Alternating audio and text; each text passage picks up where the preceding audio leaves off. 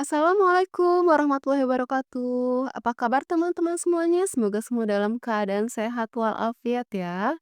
Diberikan kesehatan, kelancaran, dan kemudahan dalam segala urusannya. Apapun itu, makin kuat mental dan makin semangat lagi ya teman-teman. Amin, amin ya robbal alamin. Oke teman-teman, kali ini saya akan membahas tentang siap-siap puluhan pinjol sewa ratusan perusahaan DC. Nah, perusahaan apa saja itu dan bagaimana cara mengatasi kalau pinjol-pinjol ini datang ke rumah? Di tahun 2025 ini, apakah beda dengan tahun-tahun sebelumnya? Nah, kita akan bahas ya. Tapi sebelumnya, saya harapkan kalian semua sudah subscribe channel ini agar channel ini terus berkembang dan dapat memberikan informasi terbaik buat kalian yang galbay. Oke teman-teman semuanya, sebelumnya saya mau sampaikan dulu ya. Ada seorang teman yang bilang, "Mbak, saya dapat surat Mbak dari API, Mbak, dari OJK yang menyatakan bahwa utang saya harus segera dilunasin. Emangnya API ada Mbak mengirim surat seperti ini? Mbak tolong dong Mbak dibahas." Nah oke ya kita bahas ya.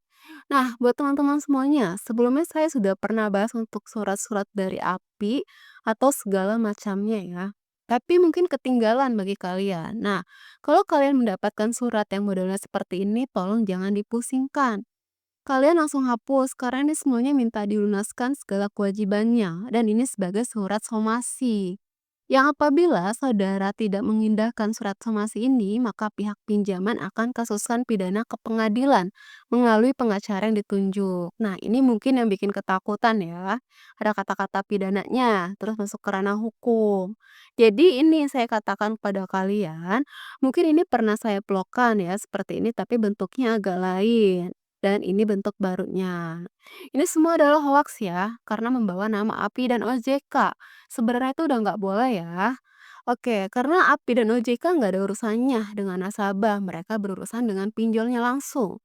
Jadi kalau kalian menerima surat seperti ini, apapun katanya tolong diabaikan.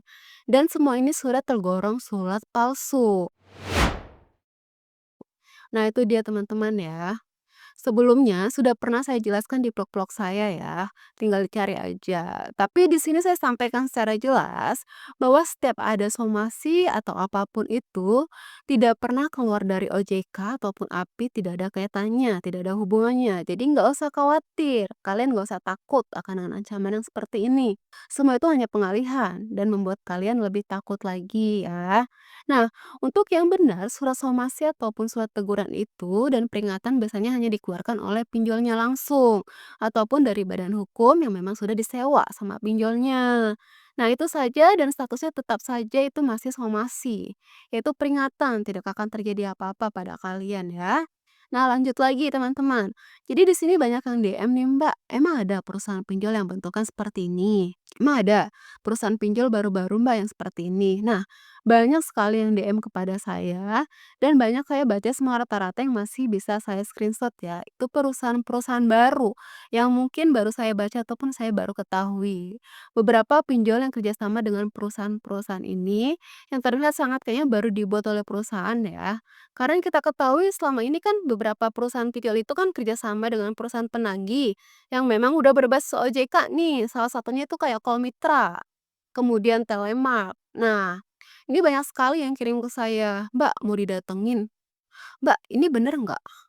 Mbak, ada PT ini lagi, bener nggak ya, Mbak?" Nah, saya baca semuanya kayak perusahaan-perusahaan ini domisilinya di Jakarta. Dan terlihat sekali ini bukanlah perusahaan besar. Dari ini saya ada perusahaan-perusahaan yang belum berbasis ya. Saya screenshot, masih saya simpan, ini belum berbasis OJK. Contohnya seperti ini. Dari PT Komodo Debt Collection Agency. Nah, kalau dilihat suratnya ini adalah kayak nggak surat seperti biasa ya, yang kayak nggak bisa kita terima gitu maksudnya. Kop suratnya juga biasa aja dan lokasinya ada di Jakarta Selatan. Terus ini juga bermaterai 10.000. Seperti ini, ada lagi satu PT Bahana Mitra Prima. Di sini jelaskan cuma layanan jasa penagihan lapangan di Jakarta. Terus dia juga menyebutkan siapa aja yang datang. Nah, saya coba cari untuk kedua perusahaan ini di Google ya, dan saya menemukan hal seperti ini. Ini dia untuk PT Komodo Meti Nusantara. Ini juga sama dengan Komodo Debt Collection ya teman-teman. Kalau saya lihat di bawahnya sekali ya, ini terakhir dia update di 2019. Kemudian di bawah, ke bawah-bawahnya lagi ini tidak melihat ada logo kerjasama dengan API ataupun OJK-nya. Dan ini terakhir juga update-nya 2019. Nah, kalau kita lihat yang mulai dari Call Mitra ya, biasa kalian lihat ini kalau kita lihat dari websitenya ke bawah, dia ada kerjasama dengan API dan juga SPPI, yang berarti ini dari OJK jelas ya. Kemudian kalau kita lihat di Telemark juga ada bekerjasama ataupun di bawah naungan dari API.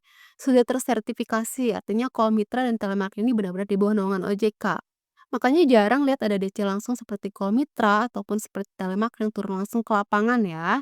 Karena rata-rata mereka hanya menagih via telepon saja atau mengingatkan via WA. Selebihnya yang turun ke lapangan biasanya langsung dari pinjolnya. Beda dengan yang PT Bahana tadi. Saya coba cari PT Bahana Mitra Prima nih, saya temukan itu tidak ada apa-apa, nggak ada logo apa-apa. Di Google yang tertulis hanya perusahaan yang bergerak di bidang verifikasi data, debitur, dan penagihan. Perusahaan ini beroperasi sebagian besar di kota Indonesia. Kemudian lokasinya itu ada di Jalan Duren 3, Jakarta. Nah, kalau saya lihat di sini juga perusahaannya tidak memiliki website, artinya perusahaan ini belum berlabel OJK. Hanya kalau saya lihat lagi dia sering buka lowongan ya, khusus untuk debt collector. Rata-rata itu kebanyakan kasus yang terjadi itu adalah untuk penagihan motor.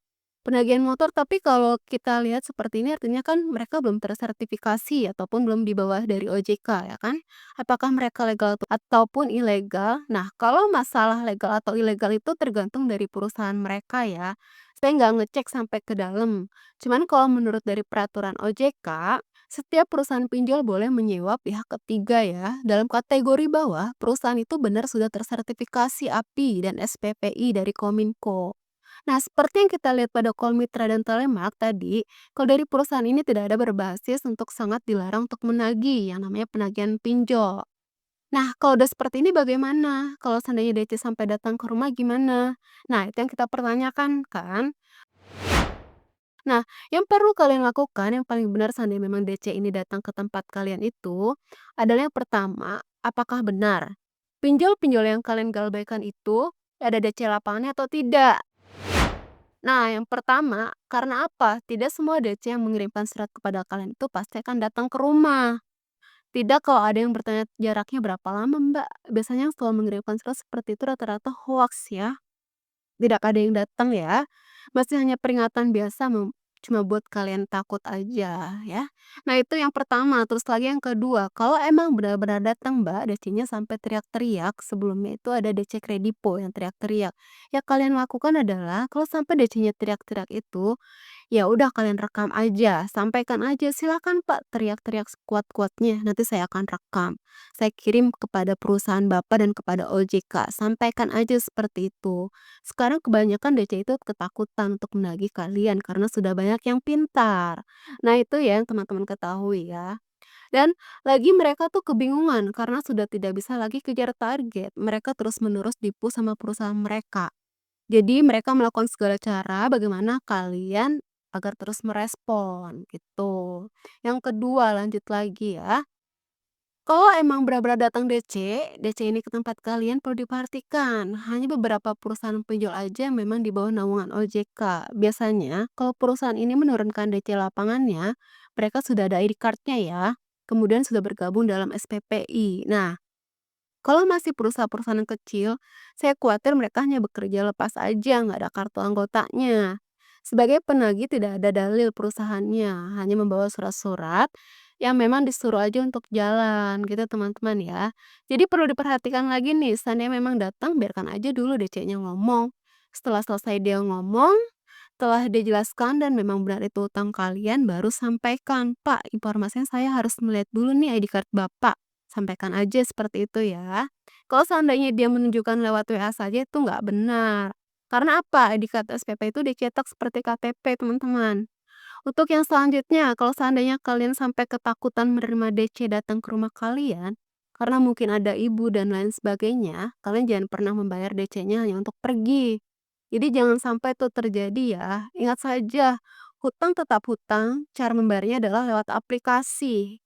Tidak ada lewat orang-orang ataupun lewat DC, itu tidak ada ya. Jadi jangan mau dikibulin, jangan mau dimanfaatin sama DC. Gitu teman-teman ya. Tetap aja jangan khawatir mau dia mau lapor ke RT, ke RW, bahkan lurah juga nggak apa-apa ya. Cuekin aja. Biarkan aja dia kerja sesuai dengan rules-nya, dan kita nih tetap bertahan sesuai dengan kemampuan kita ya. Oke, itu dia informasi yang bisa saya sampaikan untuk hari ini. Semoga informasi ini menjadi mood booster ya, semakin kuat mental, semakin semangat, dan kalian makin lebih percaya diri lagi. Itu dia akhir kata saya ucapkan. Assalamualaikum warahmatullahi wabarakatuh.